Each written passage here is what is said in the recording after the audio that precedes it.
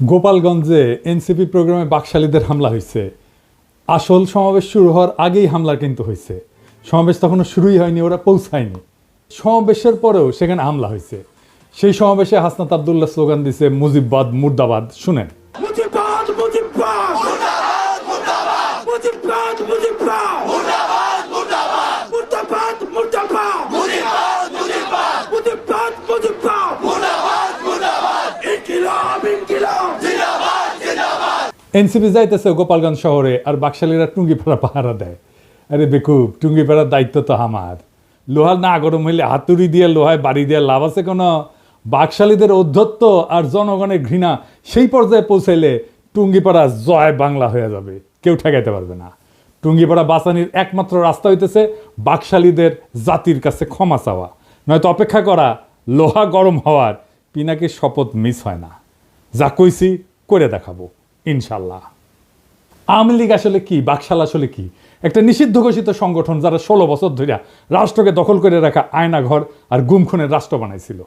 1 বছর হয় নাই হাজার হাজার ছাত্ররে মারলো পাখির মতো গুলি কেরা। আর এই ছাত্রলীগ আওয়ামী লীগ নিজেরা অস্ত্র হাতে হাসিনা পুলিশের সাথে নামিছিল। তাদের মধ্যে যারা পলাইছে তারা তো পলাইছেই, আর বাকিগুলা গোপালগঞ্জে যায় ঢুকিছে। রাজনৈতিক নেতাদের জন্মস্থানে সেই দলের একটা প্রভাব থাকে দীর্ঘদিন, এটা স্বাভাবিক। গোপালগঞ্জেও আওয়ামী লীগের প্রভাব থাকবে, আওয়ামী মনোভাবাপন্ন মানুষ থাকবে, কিন্তু একটা রাজনৈতিক দলের শান্তিপূর্ণ কর্মসূচি করতে দেবে না। প্রাইভেট বাহিনী দিয়ে অস্ত্র হাতে সমাবেশ শুরুর আগেই সমাবেশ স্থল ভাঙবে, এটা কি মগের মুল্লুক? কেন বিএনপিকে তো গত ফেব্রুয়ারিতে সমাবেশ করতে বাধা দেয় নাই? আমরা তো কথা বলার সভা সমাবেশের স্বাধীনতা চাইছি, রাজনীতির স্বাধীনতা চাইছি। হাসিনা এটা করতে দেয়নি, তো গোপালগঞ্জে কি এখনো হাসিনার শাসন চলে? বিএনপি ওখানে করতে পারলে এনসিপি কেন করতে পারবে না? মানে গোপালগঞ্জের আওয়ামী লীগের সাথে কি এমন প্রেম বিএনপির যে তারা সমাবেশ করতে পারবে, আর কি এমন শত্রুতা এনসিপির যে তারা যাইতেই পারবে না? বিএনপি কি হাসিনার বিরুদ্ধে লড়াই করে নাই? এই বিএনপি যখন 2024-এর 14 সেপ্টেম্বরে প্রোগ্রাম করতে যাইতেছিল, তখন গাড়ি বহরে হামলা করে 3 জন বিএনপির নেতাকর্মীকে মাইরা ফেলাইছিল এই গোপালগঞ্জের বাকশালীরা।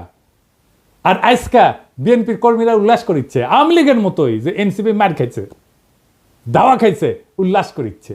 হ্যাঁ, কি বেকুবের বেকুব রে। তো বিএনপি পরে প্রোগ্রাম করলো যখন, তখন কোনো খুনোখুনি হইল না কেন? কোনো অ্যারেঞ্জমেন্ট হয়েছিল নিশ্চয়ই। তো যখন পরে বিএনপি প্রোগ্রাম করতে গেল, তখন কেন আওয়ামী লীগ ট্রিগার্ড হইল না?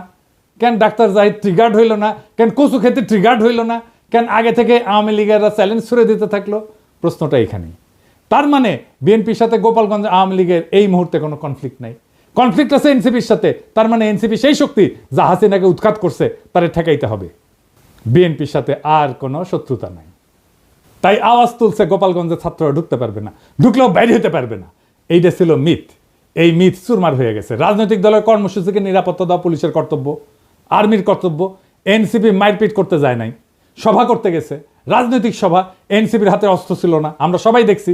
তারা খালি হাতে গেছে। পুলিশ আর্মি নিরাপত্তা দিচ্ছে, তাদের পেশাগত কাজ করছে। পুলিশ আর্মি এই কাজটা করছে রক্তপাতহীনভাবে, কোনো প্রাণ ঝরে নাই, যতক্ষণ পর্যন্ত এনসিপির নেতারা ছিল। এটাই বিজয়, হাসিনার জামানাকে অতিক্রম করে যাওয়ার বিজয়। এই বিজয় এলো বর্ষা বিপ্লবের নায়কদের হাত ধরে। গোপালগঞ্জে মুজিব বিরোধী সমাবেশ করতে যাওয়া যায়, নিরাপদে ফিরেও আসা যায়, কোনো প্রাণঘাতী সংঘাত ছাড়াই। তারা তাদের কর্মসূচি শেষ করে ফেরত আসছে। এই ঘটনার রাজনৈতিক মূল্য অনেক। এইগুলাই ছোট ছোট বিজয়। আর গোপালগঞ্জের জনগণ নামে নাই, নাম ছিল বাকশালী গুন্ডারা। ওরা মরণপণ লড়াই করতে পারে না, সেটাও তো দেখলেন। এখন বলবেন কই 4 জন তো মারা গেছে। হ্যাঁ, মারা গেছে, কারণ তারা এনসিপির নেতারা ফিরে আসার পরে নানা জায়গায় হামলা শুরু করেছিল, বোমা আগ্নেয়াস্ত্র নিয়ে, এমনকি জেলখানা আক্রমণ করেছে। ক্যাজুয়ালিটি হয়েছে তারা ফিরে আসার পরে। আরও অনেককে চিনবার পারলাম এই সুযোগে।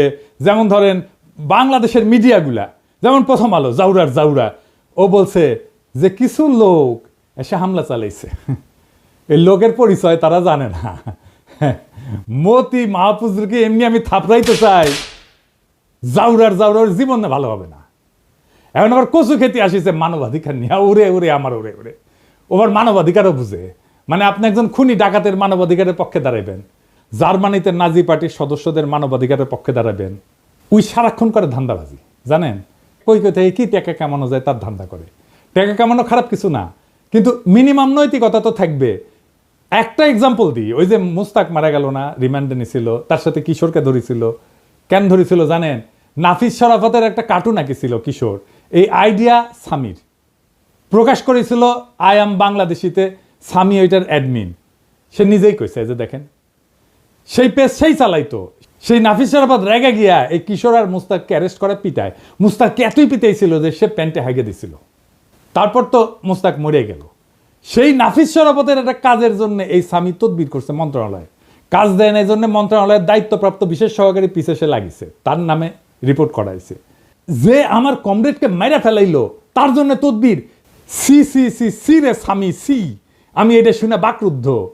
একটা মানুষের নৈতিক পজিশন এত সহজে বেঁচে দেওয়া যায়? মুস্তাকের জীবনের এতটুকু মূল্য নাই তার কাছে। আমি যে ওরে অপছন্দ করি এমনি এমনি না, ওর মধ্যে বিবেক মনুষ্যত্ব কিচ্ছু নাই। ওর সঙ্গে যখন কথা হইতো তখন আমি বলছিলাম যে আপনি মোটা আজিজের মারছেন না, সেটা আমাদের জন্য ভালো হয়েছে, কিন্তু আপনার একটা বস্ত বড় ক্ষতি হয়েছে।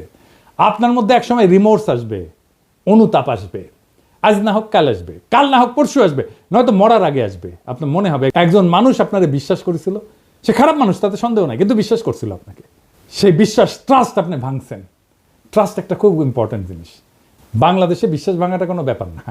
আর এই কচুকেতিকে দেখে বুঝলাম ও মরার টাইমে ওর রিমোর্স আসবে না, তবে আল্লাহর মায়ের বলে একটা জিনিস আছে না, সেটাও টের পাইতে শুরু করবে এখনই ও টের পাবে। বাংলাদেশের কোনো মানুষ তাকে আর বিশ্বাস করবে না। আর আমি তো আমার এপিসোডে তার প্রশংসা করেই যাব, মানুষ জানবে একজন অতিশয় ভালো মানুষ আছে দুনিয়ায়, সে ভালো কাজ করে, সে ভালো ছেলে, সন্ধ্যায় হাত মুখ ধুয়ে পড়তে বসে আর দেখে কোটি কোটি ধান্দা করা যায়, কোটি কোটি চান্দা আদায় করা যায়, কারে কারে দিয়ে চান্দা আদায় করে সেটাও জানি। যাই হোক, অনেকে কইতেছে যে এই হাসনাত আর্মি চিফের বিরুদ্ধে দাঁড়াইছিল, এখন আর্মির গাড়িতে কেন নিরাপত্তা নিল? আসেন ব্যাপারটা একটু বুঝে দেখি। আর্মি রাষ্ট্রের অধীনে একটা এজেন্সি, কিন্তু আর্মি নিজেই যদি একটা সার্বভৌম এজেন্সি হয়ে উঠতে চায় তাহলে রাষ্ট্রের নাগরিক তার বিরোধিতা করবে। আর্মি চিফ বাংলাদেশের পলিটিক্স নিয়ে কথা বলতেছে, যেটা তার ডোমেনের মধ্যে না। সে নিজে একটা সার্বভৌম এজেন্সি হয়ে উঠতে চাইছে। সার্বভৌম ক্ষমতা জনগণের, সেই সার্বভৌম ক্ষমতার শেয়ার কাউকে দেবে না গণসম্মতি ছাড়া। ওয়াকার গণসম্মতি ছাড়াই সেই সার্বভৌম ক্ষমতা নিতে চাইছিল।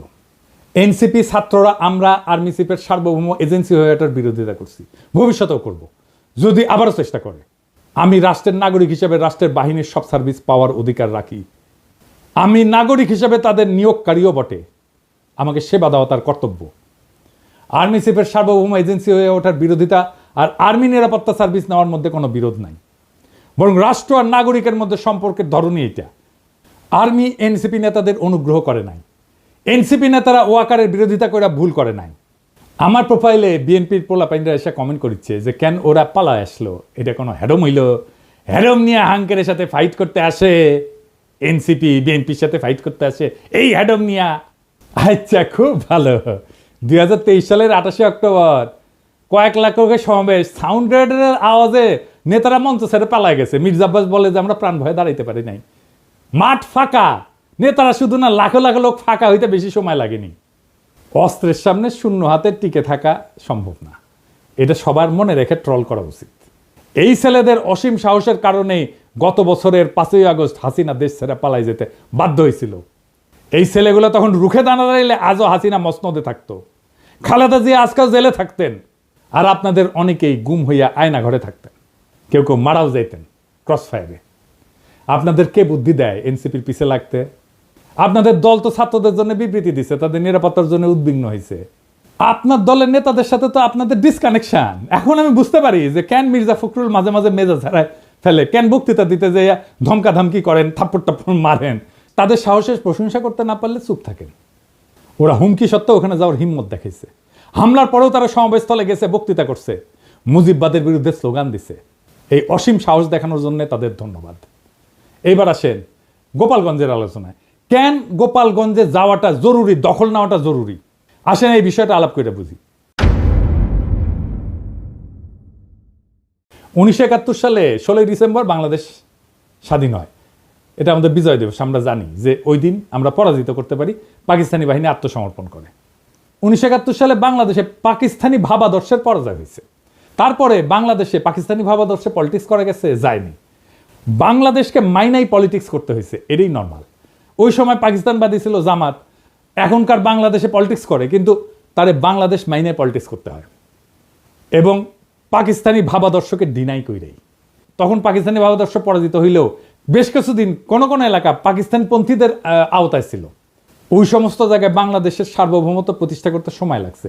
যেমন ধরেন মিরপুর 1972 সালের 30শে জানুয়ারি পর্যন্ত মিরপুর দখলে ছিল পাকিস্তানপন্থীদের। ওইটা মুক্ত করতে গিয়ে জহির রায়হান মারা যান।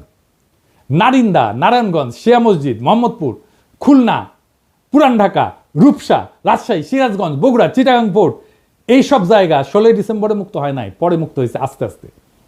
ঠিক এইভাবে 2024 সালে বিপ্লবের পরেও বাংলাদেশে বাঙালি জাতীয়তাবাদ পরাজিত হয়েছে, আওয়ামী ভাবাদর্শ পরাজিত হয়েছে, মুজিববাদ পরাজিত হয়েছে।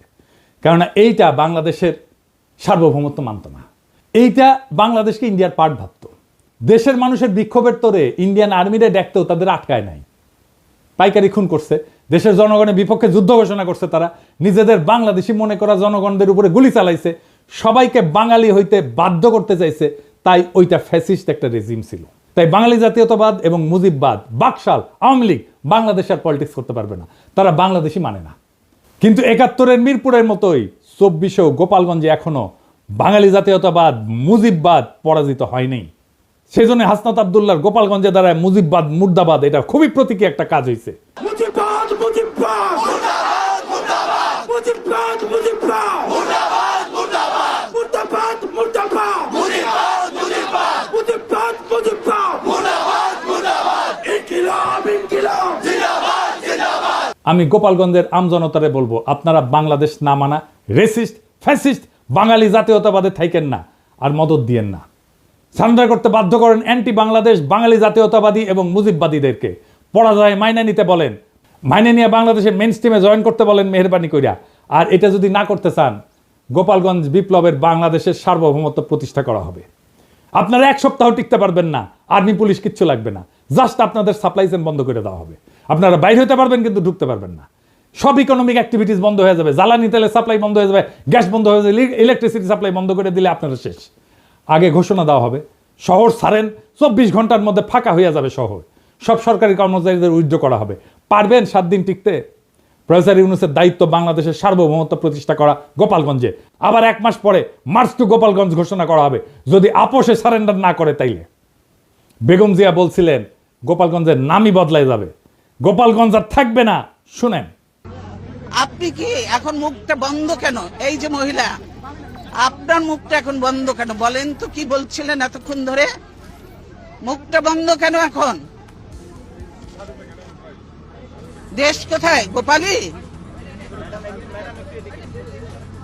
গোপালগঞ্জ জেলার নামই বদলে যাবে, বুঝছেন? গোপালগঞ্জ আর থাকবে না। এইটা বাস্তবায়ন করতে হবে। এর জন্য 2টা কাজ করা যায়। এক, গোপালগঞ্জের নামটা বদলে ফেলাই যায়, বা জেলা সদর পরিবর্তন করে অন্য উপজেলায় নিয়ে যায়, নাম বদলে দেওয়া যায়। গোপালগঞ্জ বদলে কাশিয়ানি করা, কিন্তু মৌলিক কোনো পরিবর্তন করা হবে না। আর 2 নম্বর হচ্ছে গোপালগঞ্জের উপজেলাগুলোকে জিওগ্রাফিক্যাল লোকেশন, রোড কানেক্টিভিটি এবং হিস্টোরিক্যাল কালচারাল কানেকশনের ভিত্তিতে অন্যান্য জেলার সাথে রিডিস্ট্রিবিউট করে দেওয়া, গোপালগঞ্জ জেলায় বাদ দিয়ে দেওয়া।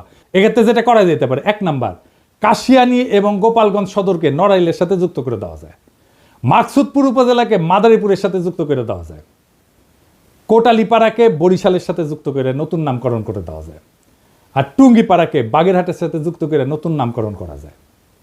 তো এতে একটা জেলা কমে যাবে। তো একটা জেলা যদি কমে যায়, তাহলে আমরা কোনো একটা জায়গাকে, যেমন ভৈরব বা লাকসামকে নতুন জেলা ঘোষণা করে মোট জেলার সংখ্যা 64 রাখা যায়। এখন সময় আসছে একটা প্রতীকী কিন্তু বাস্তব সিদ্ধান্ত গ্রহণের।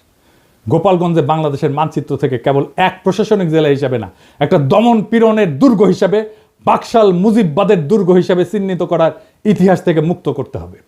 টুঙ্গিপাড়া বা গোপালগঞ্জ কখনো একটা পরিবার বা মতাদর্শের ব্যক্তিগত দুর্গ হতে পারে না। এটা বাংলাদেশ নামের জাতির অংশ। এই জাতির মালিক জনগণ, কোনো পরিবার না।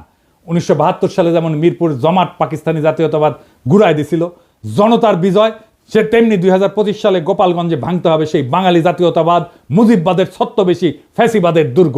21 শতকের বাংলাদেশে জায়গা নাই সেই রাজনীতির, যারা বাংলাদেশকে ভারতীয় মতাদর্শের গুদামে পরিণত করতে চায়। গোপালগঞ্জের প্রশাসনিক পুনর্বিন্যাস শুধু রাজনৈতিক প্রতিশোধ না, এটা ভবিষ্যতের জন্য বার্তা। আর কোনো জেলাকে পরিবর্তনের দুর্গ করা যাবে না। যে জেলা জনগণের বিরুদ্ধে চলে যায়, তাকে আবার জনগণের ভিতরে ছড়াই দিতে হবে। এই দেশ কারো ব্যক্তিগত জমিদারি না। মুজিববাদ না বাংলাদেশ জিন্দাবাদ, বাকশাল না গণতন্ত্র জিন্দাবাদ, টুঙ্গিপাড়া না সার্বভৌম বাংলাদেশ জিন্দাবাদ। আমরা চলছি, আমরা চলা শুরু করছি, আর থামবো না। এবার শুধু ঢাকাই না, আবার হবে মার্চ টু গোপালগঞ্জ। যদি না মানে আপোষে, তবে শুরু হবে গণজনতার শুদ্ধি অভিযান। গোপালগঞ্জ থাকবে না, থাকবে শুধু বাংলাদেশ। ইনকিলাব জিন্দাবাদ।